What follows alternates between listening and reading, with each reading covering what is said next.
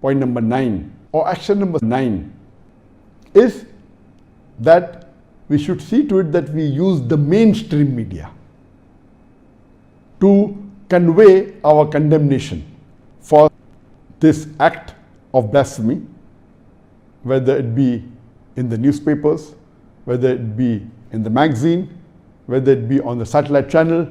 Everyone cannot involve giving articles in the magazine or the newspaper or the satellite. So whoever Allah has given the skill of writing, they should use their skill to write letters or write articles in the newspapers, in the magazines, or maybe give an interview on the channel, in the news channel, or give a talk.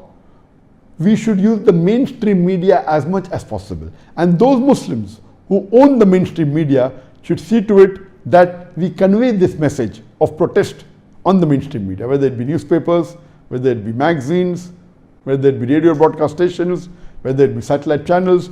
We convey this message as much as we can so that this message goes throughout the world. Action number 10 is that we should try and file a legal case against this blasphemy. If someone insulted the Prophet or someone has done some blasphemous act against Islam, we should have a team or a battery of lawyers. A team of lawyers who will know that how this can be filed in the court of law. Depending upon the action that has taken place, depending upon the insult that has been hurled on our beloved Prophet, we should see to it that we file a case in the appropriate court of law. And we know that during Danish cartoons, there were Muslim lawyers who filed a case in January 2006. This incident took place on the 30th of September 2005.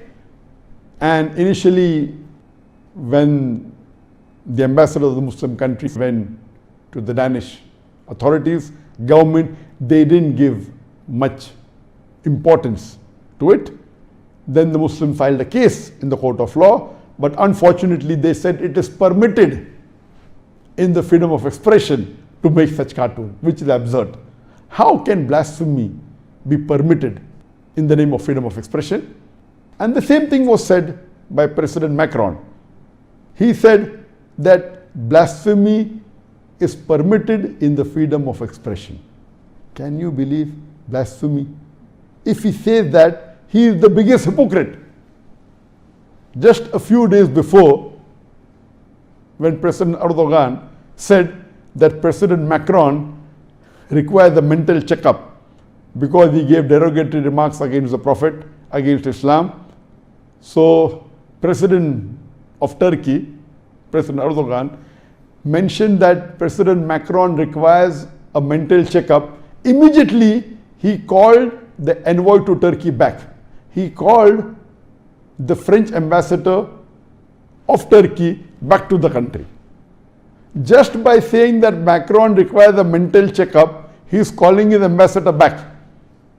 And you are abusing the Prophet, and that's allowed in freedom of expression. So isn't it double standard?